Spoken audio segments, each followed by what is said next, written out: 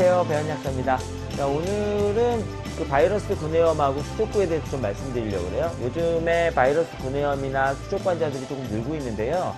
수족구나 바이러스 구내염 모두 입안에 그 포진 같은 수포 같은 게 이제 생기게 되면서 굉장히 통증을 느끼고 뭘 잘 못 먹고 편도나 인후가 붓게 되면서 열이 발생하는 이제 특징을 보이게 됩니다.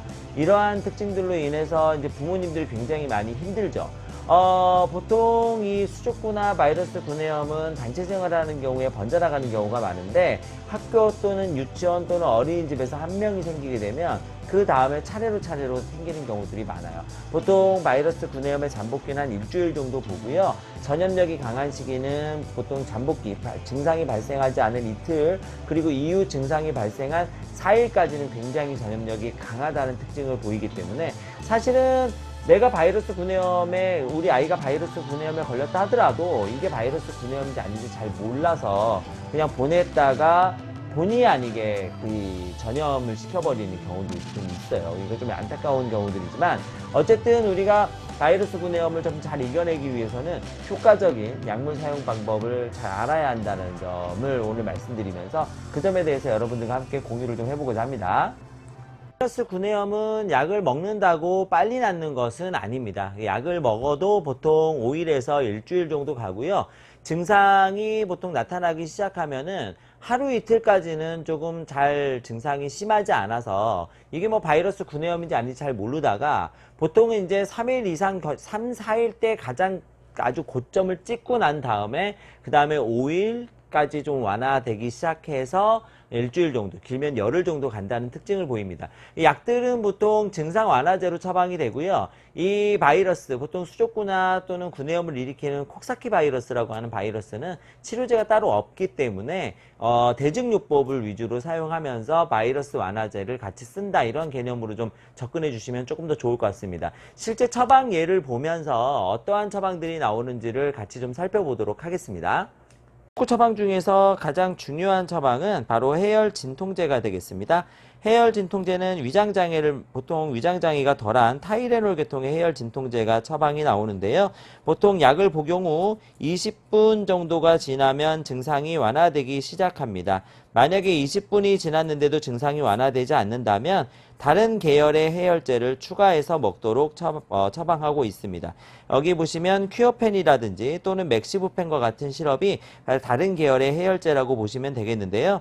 이러한 계열의 해열제는 서로 교차 복용이 가능하기 때문에 하나의 처방이 잘 듣지 않을 때는 추가해서 약을 먹도록 하는 것이 좋습니다. 물론 저체온의 우려가 있을 수도 있습니다. 저체온의 우려의 경우에는 체온이 너무 떨어지는 경우인데요. 이러한 경우 과도하게 해열제를 쓴 경우를 얘기하죠. 일반적으로 38도 이상 올랄 때만 해열제를 사용한다라는 개념을 잡아주시면 조금 더 좋을 것 같습니다. 해열제는 진통제의 효과도 보이긴 하지만 사실 타겟이 진통제의 효과는 아니라고 보시는 게 좋을 것 같습니다. 왜냐하면 입안에 염증이 있으면 해열제 진통제를 먹는다 하더라도 계속 아플 수 있기 때문이죠. 그래서 통증보다는 열이 생기는 것을 막는 데 주안점을 두고 있다는 개념을 잡아주시면 좋을 것 같습니다. 추가로 나와 있는 처방들은 염증을 가라앉혀주는 소염제나 또는 단백 물질을 좀 결합을 없애주는 리나치올과 같은 시럽이 같이 나오기도 합니다. 근데 이러한 것들은 염증을 완화시켜주고 그 점막에 분비물을 잘 배설할 수 있도록 도와주는 기능을 한다라고 보시면 되겠습니다.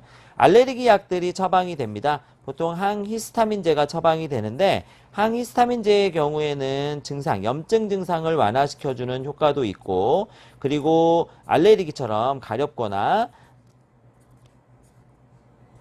따가운 증상을 가라앉혀주는, 그리고 충혈 증상을 완화시켜주는 기능들을 모두 수반하기 때문에 약을 복용할 때 같이 먹도록 보통 하고 있습니다. 일반적으로 가장 불편한 것은 졸림 부작용인데요. 졸림 부작용의 경우에는 그냥 잠을 자면 좋은데 애들의 경우에는 짜증을 많이 나는 경우도 있습니다. 짜증을 내는 경우에는 부모들도 좀 짜증 날 수 있겠죠. 어쨌든 그 항히스타민제로 잘 자면 좋은데 잘 자지 않고 투정 부리거나 짜증내는 경우도 있으니까 미리 좀 참고해 주시면 도움이 될 것 같습니다. 그리고 처방이 나오는 것은 콕사바라든지 또는 프리노신과 같은 항바이러스제가 처방이 됩니다. 항바이러스제의 경우에는 실제 바이러스를 죽인다기보다는 면역력을 강화시켜주는 기능이 조금 더 있다라고 생각해 주시면 되겠고, 이 면역력을 강화시켜주는 처방들을 먹게 되면서 수족구를 좀 더 빨리 이겨낼 수 있도록 도와준다, 이렇게 보시면 되겠습니다.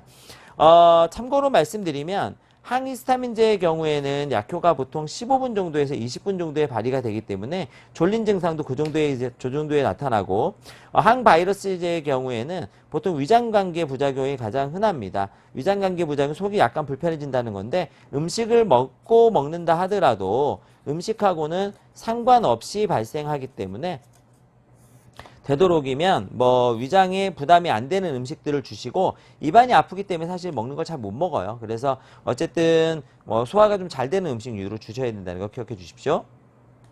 약을 꼭 먹어야 되느냐, 이러한 고민들을 많이 하시는 분들도 계신데, 약을 먹어야 됩니다. 왜냐하면 증상이 이제 합병증이 생기거나 이럴 수가 있기 때문에 약을 반드시 먹어야 되고, 괴로워요. 열이 나고 아프기 때문에. 그래서 반드시 약은 처방받아서 복용하도록 이렇게 해주시면 좋을 것 같고요. 꾸준한 병원 진료가 굉장히 중요한데, 왜냐하면 수족구가 무서운 게 사실 열 때문에 무서운 게 아니라 다른 합병증입니다. 예를 들어서 뇌수막염으로 전이 된다든지 또는 간 쪽으로 전이 되면 황달 증세가 나타난다든지 이럴 수가 있기 때문에 꾸준한 추적 관찰이 중요해요. 열흘간 꾸준한 추적 관찰이 중요하기 때문에 반드시 병원에 소아과나 또는 내과 또는 이렇게 자주 가시는 병원에 진료를 꼭 받도록 해주셔야 됩니다.